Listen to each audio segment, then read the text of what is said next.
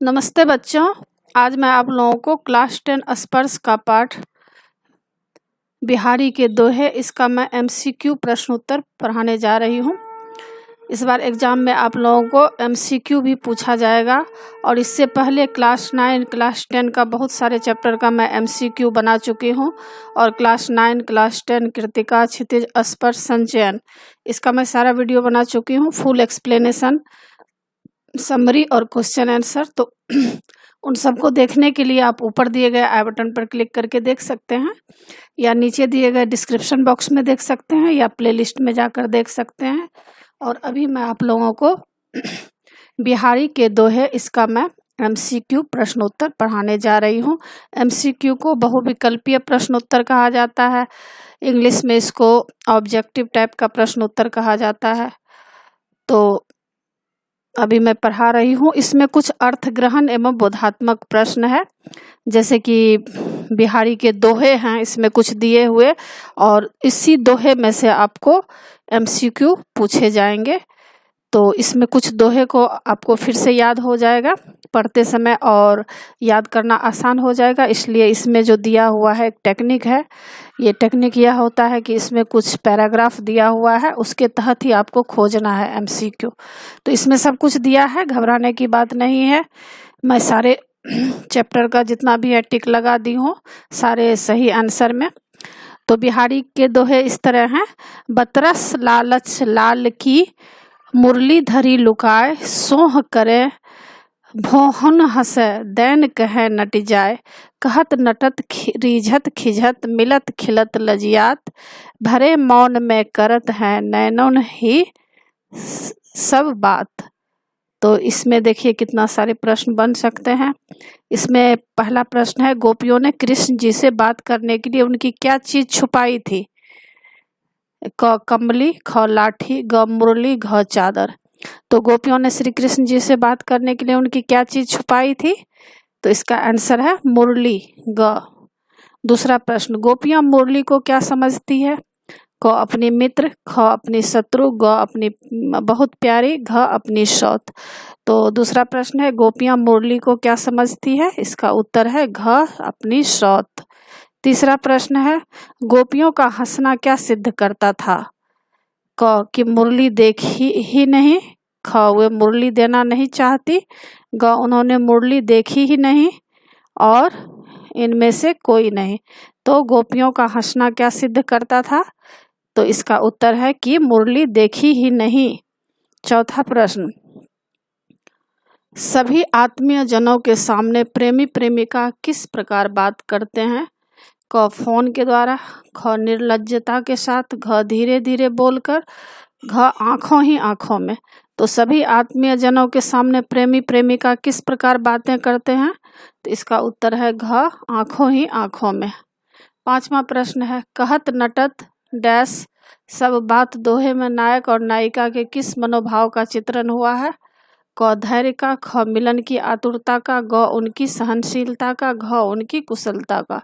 प्रश्न है, कहत नटत डैश सब बात दोहे में नायक और नायिका के किस मनोभाव का चित्रण हुआ है? इसका उत्तर है ख मिलन की आतुरता का। उसका ही सारे 5 प्रश्न है, 5 के उत्तर नीचे दिए गए हैं जिसमें मैं टिक लगा दी हूँ, तो आप देख भी सकते हैं। आगे है, फिर से प्रश्न अभ्यास शुरू हो गया है। इसमें है पहला, श्री कृष्ण जी ने कैसे वस्त्र धारण कर रखे हैं? क पीले, ख नीले, ग हरे, घ सफेद। तो श्री कृष्ण जी ने कैसे वस्त्र धारण कर रखे हैं? इसका उत्तर क है पीले। दूसरा प्रश्न है, श्री कृष्ण जी किस तरह सुशोभित हो रहे हैं? क हिमालय पर्वत पर पड़ रही सुबह की धूप की तरह, ख नीलमणि पर्वत पर पड़ रही संध्या की धूप की तरह, ग नीलमणि पर्वत पर पड़ रही सुबह की धूप की तरह, घ शाम की धूप की तरह। प्रश्न है, श्री कृष्ण जी किस तरह सुशोभित हो रहे हैं? तो इसका उत्तर है नीलमणि पर्वत पर पड़ रही सुबह की धूप की तरह। उत्तर ग सही है। तीसरा प्रश्न है, कहलाने एकत डैश दाग निदाग दोहे में किस ऋतु का वर्णन है? क सर्दी, ख गर्मी, ग वर्षा, घ वसंत। तो इसमें गर्मी ऋतु का वर्णन है। दूसरा इसका ख उत्तर सही होगा। चौथा प्रश्न देखिए, पूरी दुनिया भीषण गर्मी के कारण कैसी हो गई है? क अग्नि की भट्ठी की तरह, ख रेगिस्तान की तरह गर्म, ग चंदन की तरह, घ तपोवन की तरह। तो पूरी दुनिया भीषण गर्मी के कारण कैसी हो गई है? इसका उत्तर होगा घ तपोवन की तरह। पांचवा प्रश्न, कवि ने भीषण गर्मी के कारण पीड़ित दुनिया की तुलना तपोवन से क्यों की है? क तपोवन में ऋषि महर्षि तप करते हैं, ख ऋषि मुनियों के तप के प्रभाव से वन में सभी जीव प्यार से रहते हैं, ग भीषण गर्मी के कारण सभी जीव परस्पर बैर भाव भुलाकर एक साथ रहे हैं, और घ उपर्युक्त सभी कथन। तो प्रश्न है, कवि ने भीषण गर्मी के कारण पीड़ित दुनिया की तुलना तपोवन से क्यों की है? इसका उत्तर है उपर्युक्त सभी कथन सही हैं। छठा प्रश्न है, गोपियों ने श्री कृष्ण की मुरली को क्यों छुपा लिया है? क श्री कृष्ण के साथ बातें करने के लिए, ख श्री कृष्ण के पास यदि मुरली होती है तो वे किसी की ओर ध्यान नहीं देते, ग श्री कृष्ण के पास यदि मुरली नहीं होगी तो वे उनसे बात कर लेंगे, घ उपर्युक्त सभी कथन सत्य है। तो गोपियों ने श्री कृष्ण की मुरली को क्यों छुपा लिया है? तो उपर्युक्त जितने भी बात हैं क ख ग वो सभी सही हैं, तो उपर्युक्त सभी कथन सत्य हैं। सातवां प्रश्न, श्री कृष्ण द्वारा अपनी मुरली मांगने पर गोपियां क्या करती हैं? क कृष्ण को उनकी मुरली लौटा देती हैं, ख वे मना कर देती हैं कि हमारे पास मुरली नहीं है, ग वे बाद में लौटाने की बात कहती है, घ वे कहती हैं कि राधा ने चुराई है। तो श्री कृष्ण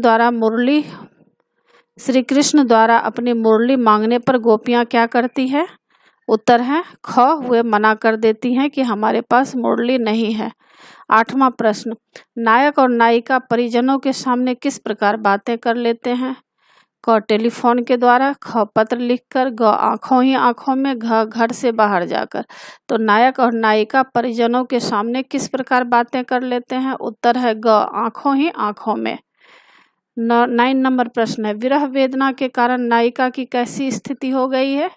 क वह अपना संदेश कागज पर नहीं लिख सकती, ख उसका शरीर विरह वेदना से जल रहा है, ग उसके हाथ पैर कांप रहे हैं, घ उपर्युक्त सभी कथन सत्य है।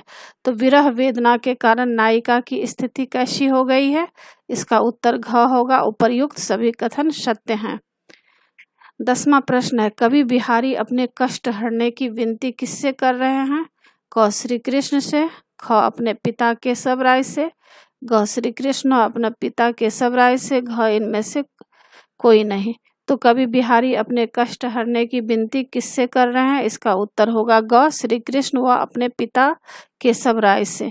11 नंबर का प्रश्न है, भगवान की प्राप्ति कैसा करने से संभव नहीं है?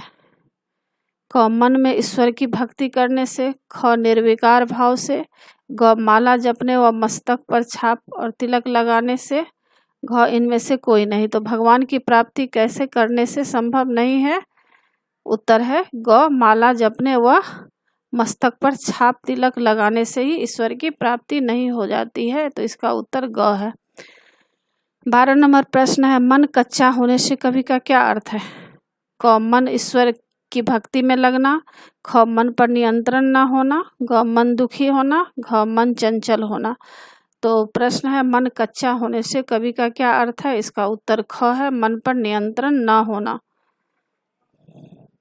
और नीचे बच्चों 13 तक इसमें देखिए 12 तक प्रश्न है, और 12 जितना भी प्रश्न है उसका यहाँ पर 12 प्रश्न का नीचे उत्तर भी दिया गया है। तो मैं उत्तर वैसे बता चुकी हूँ, और इसमें से कुछ प्रश्न भी मैं आपको बता रही हूँ। सोहत ओढ़े पीतु पटु श्याम सलोने गात, मनो नील मणि शैल पर आपत परियो प्रभात, कहलाने एकत वसत अहि मयूर मृगबाघ, जगत तपोवन शो कियो दीरघ दाग निदाग।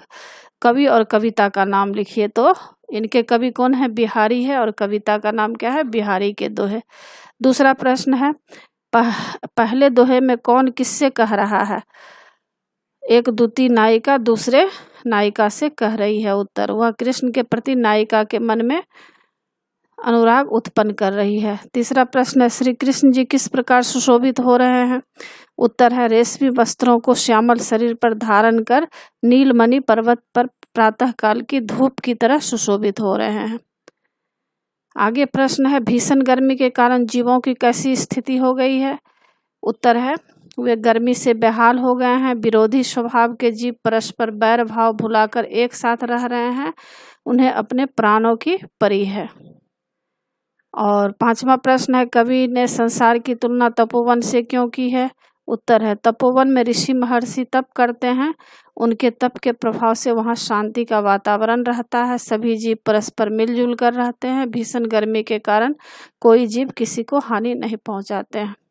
तो बच्चों, इसी के साथ पाठ की समाप्ति होती है। आशा है आप लोगों को सारा पाठ समझ में आ गया होगा। एग्जाम के लिए अच्छी तरह तैयार कर लीजिएगा। और बच्चों, आप मेरे चैनल देवज नागरी को जरूर सब्सक्राइब कीजिएगा और सब्सक्राइब के बगल में बेल आइकन बटन है, उसे क्लिक कीजिएगा, लाइक कीजिएगा और शेयर कीजिएगा। कमेंट्स जरूर कीजिएगा कि आपको यह पाठ कैसा लगा। नए पाठ के साथ फिर मैं मिलूंगी बच्चों। धन्यवाद।